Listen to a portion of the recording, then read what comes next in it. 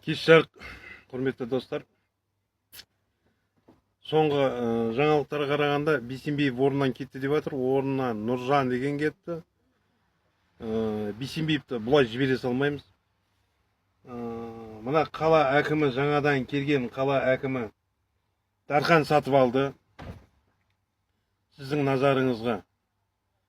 Бізді мына водительдердің бәрін шырылдатып, осы Алматы Электротранс мекемесі әр бастық келген сайын сотталады, әр бастық келген сайын тоналады, бүткіл мафия қылып жіберген. Ол мафияның біріншісі сол Бейсенбиев, екінші замы Нұрбат Мұсаев.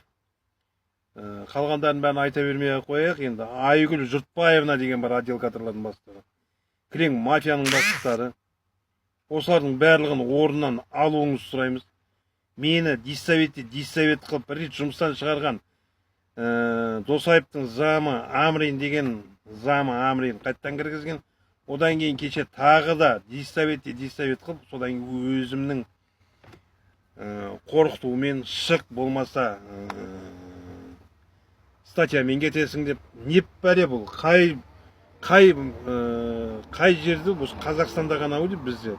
Жұмысшылардың барлығын билейтін бастықтар, отдел кадрлары, замдары.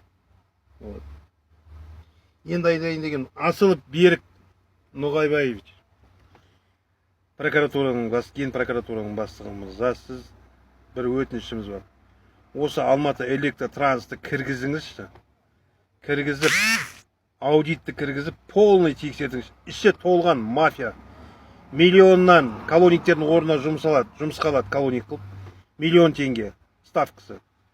Ал ол колониктердің әрқайсымыздан жұмысқа кірем деп келген водительден 50 мың, әр айлық алған сайын әр водительден 30 мың.